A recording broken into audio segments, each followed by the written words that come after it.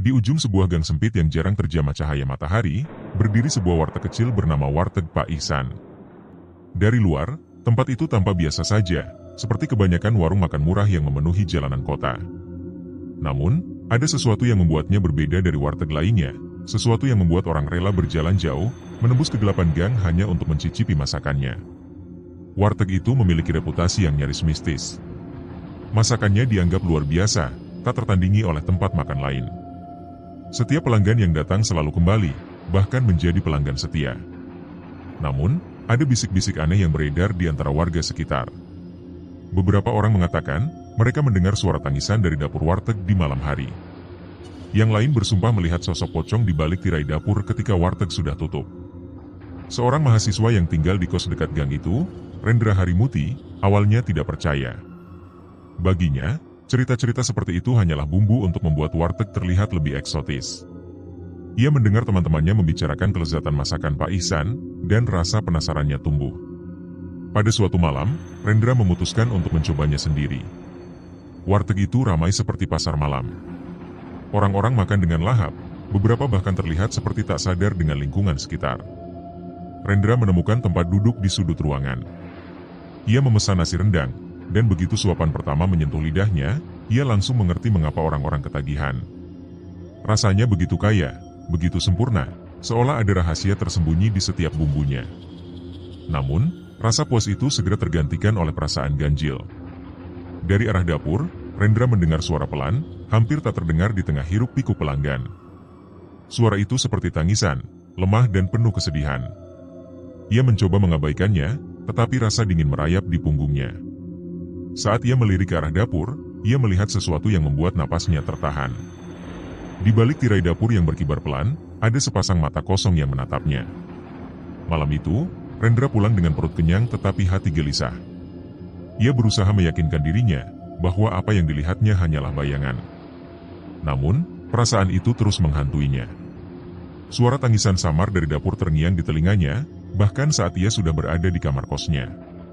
Semakin hari, rasa ingin tahu Rendra semakin besar. Ia mulai memperhatikan kebiasaan Pak Ihsan, pemilik warteg itu. Pria parubaya itu selalu membawa kain putih lusuh ke dapur, kain yang tampak kotor dan usang. Setiap kali kain itu muncul, aroma masakan dari dapur berubah menjadi lebih menggoda, membuat semua pelanggan makan lebih lahap. Suatu malam, saat warteg mulai sepi, Rendra melihat sesuatu yang tak seharusnya dilihat. Dari balik tirai dapur, kain putih itu terlihat melayang pelan, seperti bergerak sendiri. Sebuah bisikan samar terdengar, seperti rintihan seseorang yang tersiksa.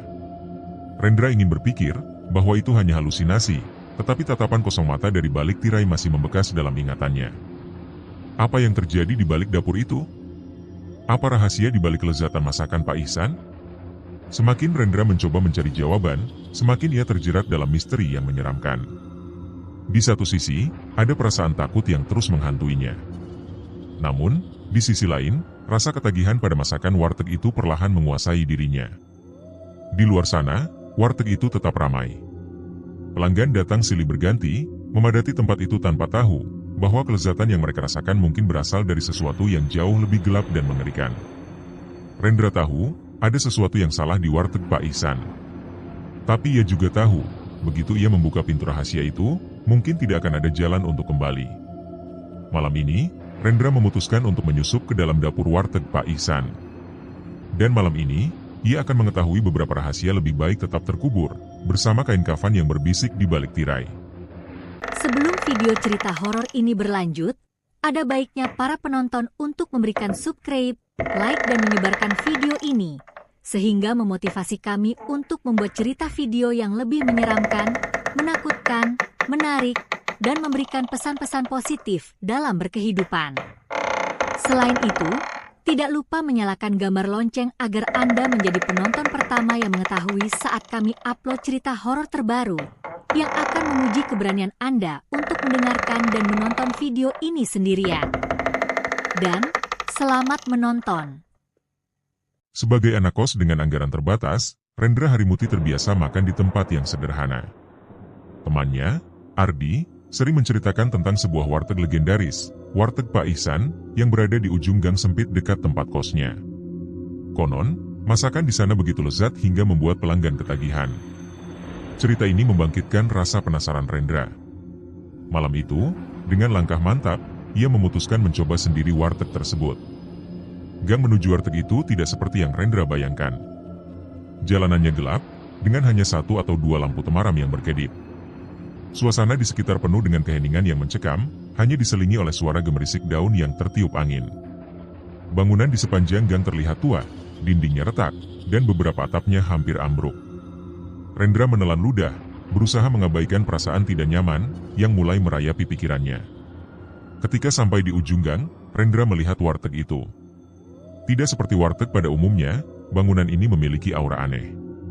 Selembar kain putih usang sebesar kain led piring, terlihat biarkan menggan di dinding kayu warung, terlihat kontras dengan lampu neon redup yang menerangi ruangan.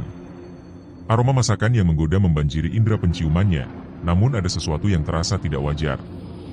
Pelanggan makan dengan lahap, tetapi ekspresi mereka tampak kosong, seperti robot yang hanya bergerak karena kebiasaan. Rendra memesan makanan dan duduk di salah satu sudut. Ia mulai memperhatikan sekelilingnya. Di balik lahapnya para pelanggan, ada sesuatu yang mengusik. Beberapa dari mereka mengunyah dengan gerakan yang tidak biasa, terlalu cepat, dengan mulut yang terus mengunyah, bahkan setelah makanan habis. Salah satu pelanggan sempat menatap Rendra dengan mata sayu dan cekung, sebelum kembali menunduk ke piringnya. Ketika sedang menikmati makanannya, telinga Rendra menangkap suara aneh. Di antara dentingan piring dan sendok, ada suara tangisan samar yang terdengar dari arah dapur. Tangisan itu terdengar seperti suara perempuan, pilu dan putus asa. Ia mencoba mengabaikan suara itu, meyakinkan dirinya bahwa suara itu hanya halusinasi akibat lelah. Namun, suara itu terus terngiang, menambah kecemasan dalam dirinya. Rendra merasa aneh dengan aroma masakan di warteg itu. Rasanya terlalu kuat, terlalu menggoda, seolah-olah dirancang untuk memaksa siapa saja yang menciumnya untuk segera makan. Ia mencoba mengingat-ingat bumbu apa yang digunakan, tetapi tidak bisa mengenali aroma tersebut. Entah kenapa, setiap suapan yang masuk ke mulutnya membuat ia merasa semakin lapar, bukan kenyang. Setelah beberapa saat, Rendra mulai merasa lebih tenang. Masakannya mipa lezat, seperti yang diceritakan Ardi. Namun, rasa tenang itu terasa seperti jebakan. Ada sesuatu di dalam warteg itu yang membuatnya gelisah. Ia tidak bisa menjelaskan apa, tapi nalurinya mengatakan bahwa ia harus segera pergi dari tempat itu. Di tengah kecemasannya, Rendra memperhatikan pelanggan lainnya. Tidak ada yang berbicara satu sama lain. Mereka semua fokus pada makanan di depan mereka, bahkan tidak memperhatikan jika ada yang datang atau pergi. Suasana ini menambah rasa aneh di hati Rendra. Ia merasa seperti berada di tempat yang berbeda dari dunia nyata. Saat hendak membayar, Rendra melihat sesuatu dari arah dapur. Sebuah bayangan bergerak cepat, hampir tidak terlihat. Bayangan itu terlalu besar untuk ukuran manusia biasa, dan gerakannya begitu halus, seolah-olah melayang. Rendra berpura-pura tidak melihat, tetapi ia merasakan bulu kuduknya meremang. Malam semakin larut ketika Rendra meninggalkan warteg. Gang yang gelap kini terasa lebih menekan. Ia merasa ada sesuatu yang mengikutinya, tetapi ketika ia menoleh, tidak ada siapa-siapa. Ia mencoba mempercepat langkah, tetapi perasaan itu tidak hilang. Dalam perjalanan pulang, Rendra mendengar sesuatu yang membuatnya terhenti. Sebuah bisikan lirih, seperti suara perempuan yang sama dengan tangisan tadi. Kali ini lebih jelas, memanggil namanya perlahan, Rendra. Rendra. Rendra. Bisikan itu membuat Rendra berdiri kaku di tempat, matanya liar mencari sumber suara. Namun, gang itu tetap kosong. Ia melanjutkan langkahnya dengan perasaan was-was. Tiba-tiba, ia merasakan sentuhan dingin di pundaknya, seperti tangan yang tidak terlihat. Rendra tersentak, memutar tubuhnya dengan cepat, tetapi sekali lagi, tidak ada siapa-siapa. Ia mencoba meyakinkan dirinya bahwa sentuhan dingin itu hanya imajinasinya saja. Ketika sampai di dekat kosnya, Rendra merasa tubuhnya lelah, bukan hanya karena perjalanan, tetapi karena rasa takut yang membebaninya. Ia mulai bertanya-tanya, apakah ada sesuatu yang salah dengan warteg itu? Atau apakah ia hanya terlalu paranoid? Malam itu, Rendra mencoba tidur, tetapi pikirannya terus teringat pada warteg. Ketika akhirnya ia tertidur, ia bermimpi buruk. Dalam mimpinya, ia melihat pelanggan di warteg itu memandangnya dengan mata merah menyala, sementara suara tangisan terus terdengar dari arah dapur. Ketika pagi tiba, Rendra terbangun dengan keringat dingin. perasaan gelisah tidak kunjung hilang. Ia merasa ada sesuatu di warteg itu yang harus ia ketahui, tetapi di saat yang sama, ia takut untuk kembali. Namun, rasa penasarannya terlalu besar untuk diabaikan. Dan, babak pertama dari misteri ini baru saja dimulai. Pagi itu, Rendra terbangun dengan perasaan ganjil. Ia merasa lapar, tetapi tidak ada makanan yang bisa memuaskan keinginannya. Ia mencoba makan nasi goreng buatan warung dekat kosnya, namun rasanya hambar. Pikiran tentang masakan warteg Pak Ihsan terus menghantui benaknya, membuat perutnya semakin meronta. Di siang harinya, Rendra bertemu dengan Ardi di kampus. Saat mengobrol, Rendra bercerita tentang keinginan anehnya untuk kembali ke warteg. Ardi tertawa kecil sebelum mengaku, ia juga merasakan hal serupa. Entah kenapa, masakan lain jadi terasa nggak enak sejak makan di sana, ujar Ardi. Rendra merasa lega, karena ia tidak sendirian, tetapi sekaligus bingung dengan apa yang sedang terjadi. Malam itu, tanpa pikir panjang, mereka memutuskan untuk kembali ke warteg Pak Ihsan. Suasana gang sempit menuju warteg masih sama, gelap dan suram. Angin malam berhembus dingin, membawa aroma lembab dari dinding-dinding tua yang lapuk. Kali ini, Rendra merasa ada lebih banyak mata tak terlihat yang mengawasi langkah mereka. Begitu sampai, mereka langsung memesan makanan. Aroma masakan kembali menyerang indera penciuman Rendra, dengan keharuman yang sulit dijelaskan. Setiap suapan terasa begitu sempurna, membuat ia lupa dengan semua kejanggalan sebelumnya. Namun, di sudut hatinya, ada rasa takut yang tak bisa ia abaikan. Malam ketiga, rasa ingin tahu Rendra mulai mengalahkan rasa puasnya terhadap makanan. Ia memperhatikan dengan seksama bagaimana Pak Ihsan memasak. Sesuatu perilaku aneh sangat menarik perhatiannya. Rendra melihat Pak Ihsan mengambil kain putih kumal yang tergantung di dinding warteg. Kain kumal itu dimasukkannya ke dalam wajan, sesaat sebelum menambahkan bumbu. Dalam hitungan detik, aroma masakan berubah menjadi jauh lebih menggoda. Kain putih itu tampak kumal dan kotor, seperti telah digunakan berkali-kali. Rendra ingin menanyakan hal ini, tetapi lidahnya keluh. Ia terjebak antara rasa jijik dan keinginan yang tak terbendung untuk terus menyantap masakan warteg tersebut. Sekilas, ia melirik Ardi yang tampak terlalu fokus pada makanannya, sama sekali tidak menyadari keanehan di dapur. Di tengah makan, Rendra menyadari pelanggan lain mulai melirik ke arah dirinya dan Ardi. Tatapan mereka kosong, tetapi ada sesuatu yang menakutkan di balik mata cekung itu. Beberapa dari mereka tersenyum tipis, seolah-olah menyimpan rahasia yang mengerikan. Rendra mulai merasakan ada sesuatu yang sangat salah di tempat ini. Setelah selesai makan, mereka segera pulang. Namun, sepanjang perjalanan, Rendra merasa punggungnya seperti ditusuk tatapan dingin. Langkahnya terasa berat, seolah-olah ada sesuatu yang ingin menahannya untuk tetap tinggal di warteg itu. Gang sempit yang mereka lalui terasa lebih panjang daripada biasanya, dengan bayangan gelap yang tampak bergerak di sudut matanya. Malam itu, Rendra kembali bermimpi buruk. Ia berdiri di tengah dapur warteg Pak Ihsan. Dapur itu penuh dengan kain kafan yang melilit tubuhnya, membuatnya sulit bergerak. Bau busuk menyengat memenuhi udara. Dari sudut ruangan, muncul seorang perempuan dengan wajah hancur. Mata perempuan itu penuh dengan amarah, menatap lurus ke arahnya. Perempuan itu mendekat dengan langkah pelan namun mengintimidasi. Wajahnya rusak, seperti terbakar, dengan kulit yang mengelupas dan mata yang memerah. Perasaan takut merambat di tubuh Rendra. Ia ingin berteriak, tetapi suaranya tercekat. Dalam mimpinya, perempuan itu berbisik dengan nada lirih namun menusuk, "Kamu juga akan menjadi milik mereka." Rendra terbangun dengan nafas tersengal dan tubuh basah oleh keringat dingin. Ia memegang kepalanya yang terasa berat, mencoba membuang bayangan mimpi itu dari pikirannya. Namun, ia tidak bisa melupakan wajah perempuan itu. Ada sesuatu tentang tatapannya yang terasa nyata. Esok harinya, Ardi mengaku ia juga bermimpi aneh. Ia bermimpi menjadi salah satu pelanggan di warteg itu, tetapi tubuhnya tidak lagi miliknya. Ia hanya bisa makan tanpa henti, dengan tangan yang bergerak sendiri, seolah-olah dikendalikan oleh kekuatan lain. Pengakuan ini membuat Rendra semakin yakin adanya ketidakberesan dengan warteg Pak Ihsan. Rendra mencoba mengingat detail tentang kain putih yang digunakan Pak Ihsan. Ia merasa bahwa kain itu adalah kunci dari semua kejanggalan. Namun, ia tidak tahu bagaimana cara membuktikan atau mencari tahu lebih lanjut. Rasa takut mulai bercampur dengan rasa penasaran yang tak tertahankan. Meskipun merasa takut, tubuh Rendra merindukan rasa makanan di warteg itu. setiap kali ia mencoba makan di tempat lain, rasanya selalu mengecewakan. Bahkan, makanan favoritnya pun kini terasa hambar. Ia mulai merasakan, sudah tidak punya pilihan lain, kecuali makan di warteg Pak Ihsan. Rendra tahu ada bahaya yang mengintai, tetapi dorongan untuk kembali ke warteg itu terlalu kuat. Bersama Ardi, ia mulai merencanakan kunjungan berikutnya. Namun, jauh di dalam dirinya, ia menyadari setiap langkah yang mendekatkan mereka ke warteg itu, mungkin semakin menjerat mereka ke dalam misteri yang gelap dan mematikan. Rendra tidak bisa mengabaikan semua kejanggalan yang dialami di warteg Pak Ihsan. Mimpi buruk, ketergantungan yang aneh, dan kain putih misterius yang digunakan dalam masakan, semua itu terus menghantuinya. Ia memutuskan harus mencari tahu apa yang sebenarnya terjadi di balik dinding warteg tersebut. Ardi awalnya ragu, tetapi akhirnya setuju untuk membantu.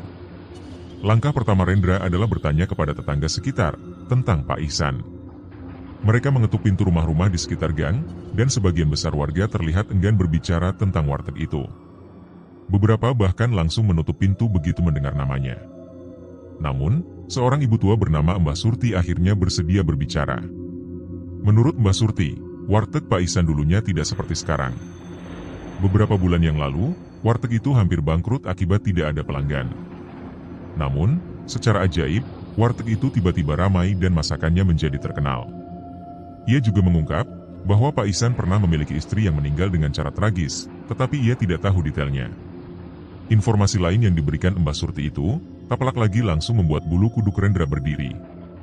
Ia pernah mendengar suara tangisan dari arah warteg pada malam-malam tertentu. Seperti suara perempuan, katanya dengan nada berbisik. Rendra dan Ardi saling bertukar pandang, merasa mereka semakin mendekati sesuatu yang mengerikan.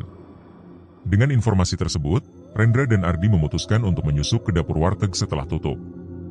Mereka menunggu hingga larut malam, saat semua lampu di warteg dipadamkan. Hanya cahaya remang dari bulan yang menerangi gang sempit itu, saat mereka mendekati pintu belakang warteg dengan langkah hati-hati. Saat berhasil masuk, suasana dapur warteg langsung membuat mereka merinding. Ruangan itu terasa dingin dan pengap, seperti tidak pernah disentuh sinar matahari. Bau anyir yang tajam memenuhi udara.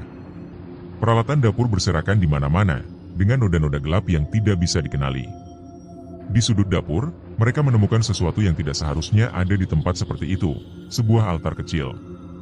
Di atas altar itu, terdapat kain putih yang terlihat sudah menghitam, dan mengeluarkan aroma busuk. Kain itu sepertinya menjadi pusat perhatian altar, dikelilingi oleh lilin-lilin yang sudah meleleh hingga dasar.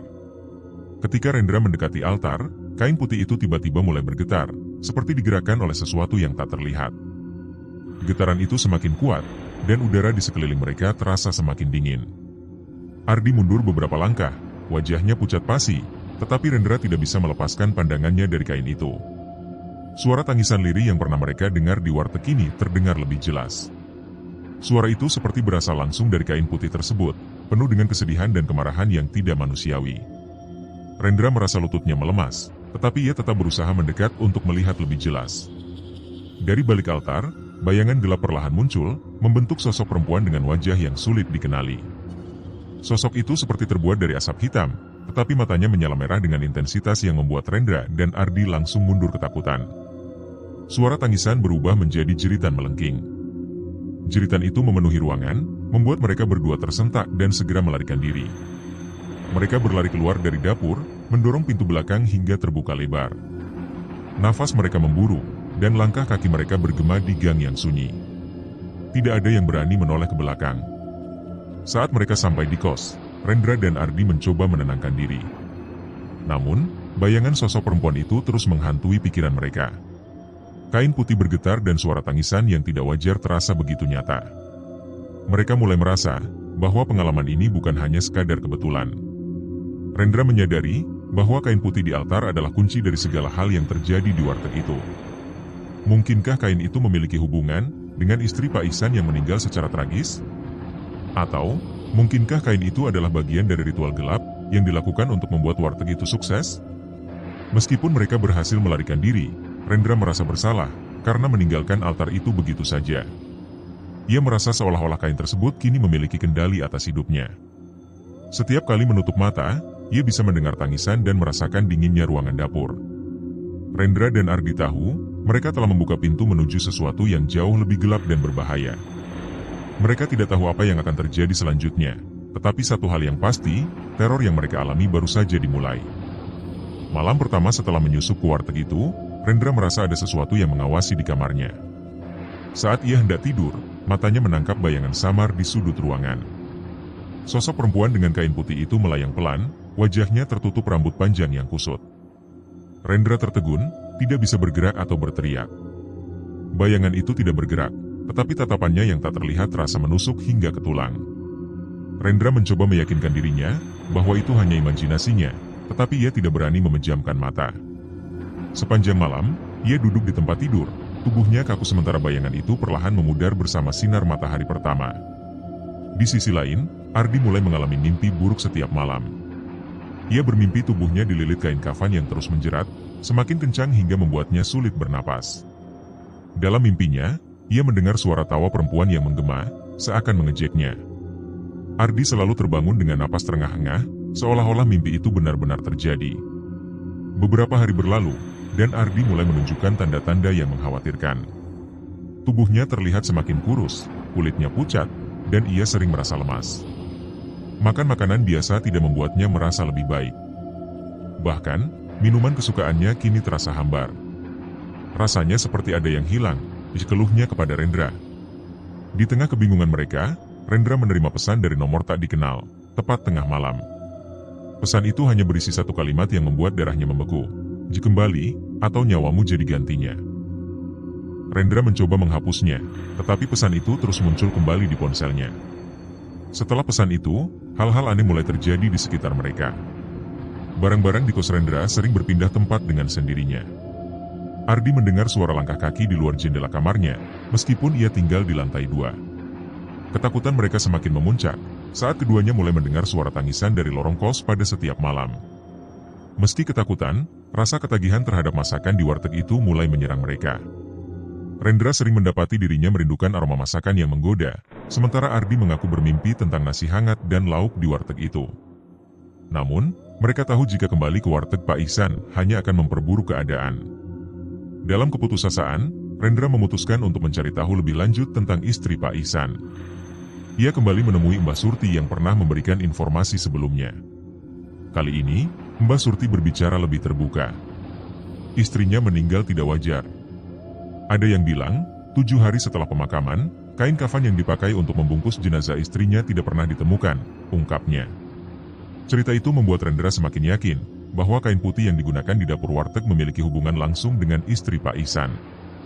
Ia mencoba menghubungkan semua petunjuk yang ada, kain putih, altar, dan sosok perempuan yang terus menghantui mereka.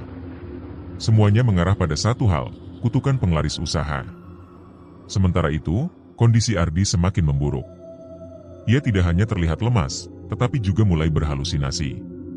Ia mengaku melihat kain putih melayang di sudut kamar kosnya, sama seperti yang dilihat Rendra. Namun, yang lebih mengerikan adalah bekas lilitan, seperti kain kafan mulai muncul di kulit Ardi. Ardi mulai kehilangan akal sehatnya. Kita harus kembali ke sana, katanya dengan nada putus asa. Rendra menolak mentah-mentah, tetapi dalam hati kecilnya, ia tahu kembali ke warteg terkutuk itu, mungkin satu-satunya cara menghentikan kutukan yang mereka alami sepekan terakhir. Pesan ancaman di ponselnya terus menghantui pikirannya. Di malam yang sama, suara tangisan dari lorong semakin jelas. Kali ini, pintu kamar Rendra terbuka dengan sendirinya, dan suara itu terdengar lebih dekat. Ia melihat bayangan perempuan dengan kain putih melayang di depan pintunya. Ketakutannya memuncak, tetapi Rendra tahu, ia tidak bisa lari selamanya. Rendra dan Ardi memutuskan untuk bertemu di luar kos malam itu. Mereka berdiskusi tentang langkah selanjutnya. Kita harus kembali ke warteg itu, kata Ardi dengan tegas. Meski berat, Rendra akhirnya setuju. Namun, mereka berdua tahu, keputusan ini mungkin akan membawa mereka ke bahaya yang lebih besar. Rendra tidak bisa lagi menahan rasa penasaran dan ketakutannya. Ia memutuskan untuk kembali ke warteg di tengah malam. Rencananya sederhana namun berisiko, menyusup ke dapur dan merekam bukti aktivitas Pak Ihsan yang mencurigakan. Dengan kamera di tangannya, ia berharap bisa mendapatkan jawaban atas semua misteri ini. Namun, ia sadar bahwa malam ini mungkin menjadi malam terakhirnya. Perjalanan menuju warteg terasa lebih menakutkan dari sebelumnya. Gang sempit itu seolah memiliki nyawa sendiri, dengan bayangan-bayangan yang bergerak meskipun tidak ada angin. Langkah Rendra berat, tetapi ia terus maju. Suara tangisan samar yang pernah ia dengar kini terdengar lebih jelas, seakan-akan memanggilnya untuk segera pergi.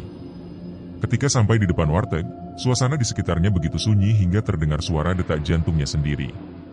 Pintu belakang, seperti yang ia duga, tidak terkunci. Dengan perlahan, ia mendorong pintu itu dan masuk ke dapur. Udara di dalam terasa lebih dingin dari biasanya, dan aroma busuk menyengat menusuk hidungnya. Dari balik rak dapur, Rendra melihat sesuatu yang membuatnya merinding. Pak Ihsan sedang berlutut di depan altar kecil yang ia temukan sebelumnya. Di atas altar, kain kafan hitam itu terhampar, dikelilingi lilin-lilin yang menyala redup. Pak Ihsan berdoa dengan suara serak, memohon agar kesuksesannya tidak hilang. Mantra yang diucapkan Pak Ihsan tidak terdengar seperti bahasa yang dikenal Rendra. Suaranya berat, bergema di seluruh ruangan. Setiap kata yang diucapkan membuat lilin di altar berkedip, seolah-olah bereaksi terhadap permohonannya. Kain kafan di altar terlihat berdenyut, seperti bernyawa. Dengan tangan gemetar, Rendra mengarahkan kameranya ke arah Pak Ihsan. Ia tahu bahwa merekam ini adalah satu-satunya cara untuk membuktikan kebenaran. Namun, suasana mencekam membuatnya sulit untuk fokus. Setiap suara kecil di dapur terasa seperti guntur yang memecah keheningan. Saat mencoba mengatur posisi, kaki Rendra tanpa sengaja menyenggol wajan yang tergeletak di lantai. Wajan itu jatuh dengan bunyi keras yang memecahkan suasana hening. Pak Ihsan langsung berhenti berdoa dan menoleh ke arah suara. Matanya yang merah menyala menatap lurus ke arah Rendra dengan penuh amarah. Pak Ihsan meraih parang besar yang tergantung di dinding dapur dan berlari ke arah Rendra. "Berani-beraninya kau mengganggu!" teriak Pak Ihsan dengan suara menggelegar. Rendra segera berlari keluar dapur, tetapi ruang sempit itu membuatnya sulit bergerak. Nafasnya memburu, dan bayangan parang yang terangkat menambah ketegangan.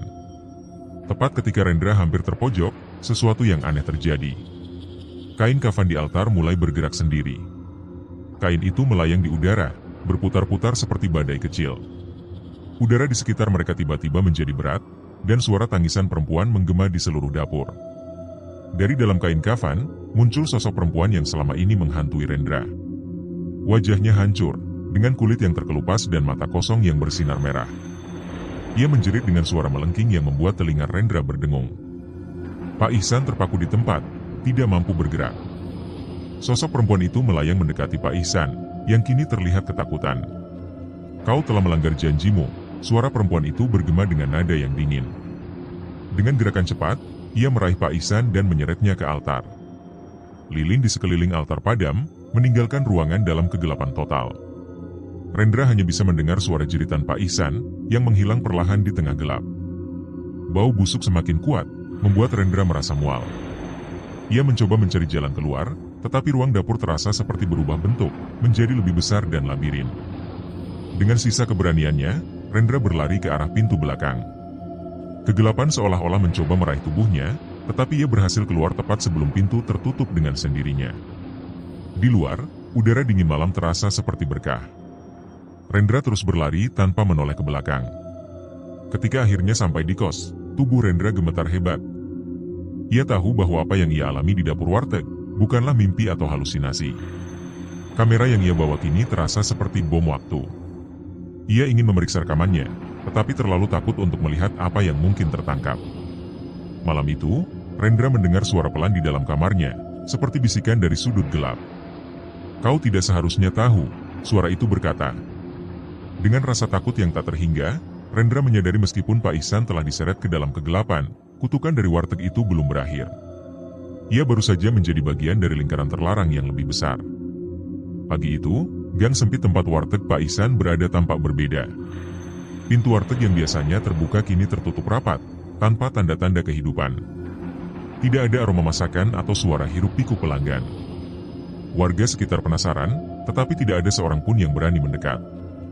Di depan pintu warteg, warga menemukan sesuatu yang ganjil, sehelai kain putih yang hangus terbakar sebagian. Kain itu mengeluarkan bau aneh yang membuat siapapun yang mendekat merasa mual. Mereka yang melihatnya hanya bisa berbisik, tidak ada yang berani menyentuhnya. Ketika salah satu warga mencoba mengintip ke dalam melalui celah jendela dapur, ia langsung mundur dengan wajah pucat.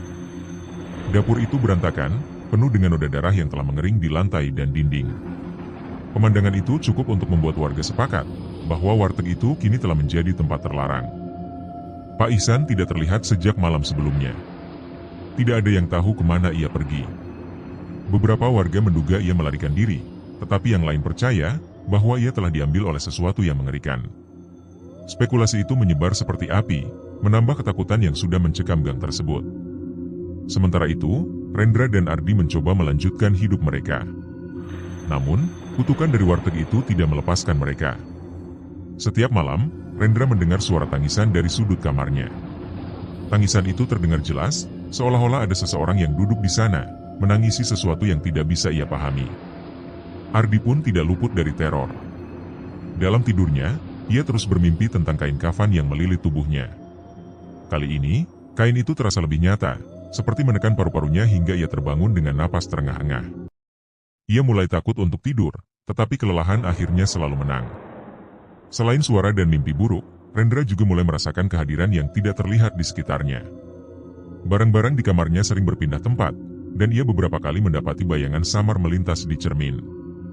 Suasana di kosnya semakin tidak nyaman. Rendra tidak bisa berhenti merasa bersalah atas apa yang terjadi. Ia merasa keputusannya untuk menyusup ke warteg itu telah membuka pintu bagi sesuatu yang seharusnya tetap tersembunyi. Perasaan ini menghantuinya, membuatnya merasa apapun yang terjadi pada Pak Ihsan adalah tanggung jawabnya. Suatu malam, Rendra dan Ardi mencoba membicarakan pengalaman mereka. Namun, setiap kali mereka menyebut tentang sosok perempuan atau kain kafan, suhu ruangan terasa menurun drastis. Percakapan mereka berakhir dengan keheningan penuh ketegangan, dan mereka semakin yakin bahwa kutukan itu belum berakhir. Beberapa bulan kemudian, sebuah kabar mengusik ketenangan mereka.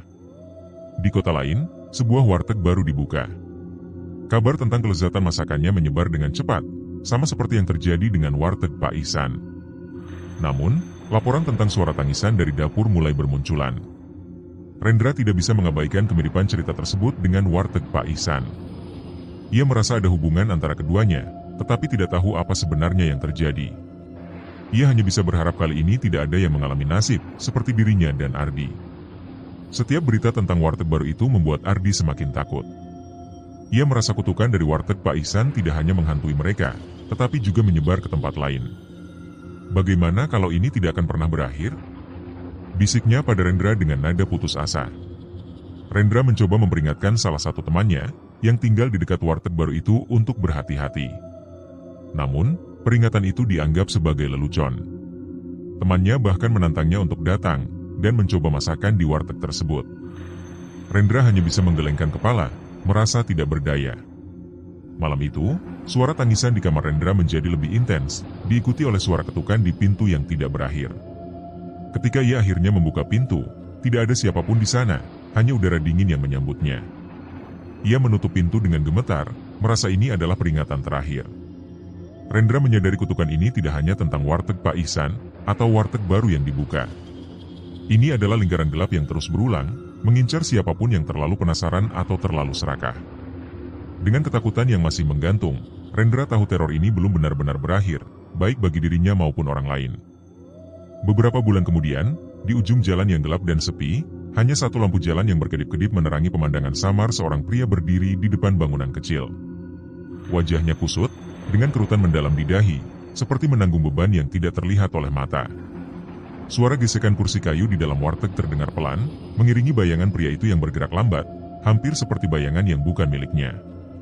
Dengan gerakan yang kaku namun penuh kehati-hatian, pria itu menyusun meja dan kursi yang telah usang. Udara malam begitu dingin hingga embusan nafasnya terlihat, namun ia tampak tidak peduli. Bau aneh yang tajam, campuran amis dan anyir, mulai menyebar dari pintu dapur yang sedikit terbuka. Di dalam, suara samar seperti bisikan bergaung, tetapi tidak ada orang lain di sana. Di dapur yang remang-remang, meja altar berdiri seperti pusat dari segala keanehan di warteg itu. Di atasnya, kain putih itu terlipat rapi, bersih, tetapi terasa janggal. Ada sesuatu pada kain itu yang tampak tidak biasa, teksturnya seperti bergerak perlahan, seolah bernapas. Lilin-lilin kecil yang mengelilingi altar memancarkan cahaya redup, membuat bayangan kain tampak melayang, mengintimidasi siapapun yang melihatnya. Pria itu berjalan masuk ke dapur, langkahnya nyaris tanpa suara. Ia berhenti di depan altar, pandangannya tertuju pada kain putih itu. Bibirnya bergerak, berbisik dalam bahasa yang terdengar asing dan menyeramkan. Udara di ruangan itu tiba-tiba terasa lebih berat, seperti ada sesuatu yang menyerap kehidupan dari sekitarnya. Lilin di altar berkedip-kedip, seolah merespons mantranya. Setelah beberapa saat, pria itu mengulurkan tangannya dan menyentuh kain putih dengan perlahan. Begitu jarinya menyentuh permukaan kain, ruangan itu berubah. Lilin-lilin padam dengan suara mendesis, meninggalkan kegelapan yang pekat. Dari arah kain, suara lirih tangisan terdengar, tetapi tidak ada siapapun di sana. Pria itu tidak gentar, ia tersenyum samar, seakan tahu bahwa kain itu telah kembali bersiap untuk memulai teror baru, kali ini dengan lingkaran korban yang lebih besar. Tamat.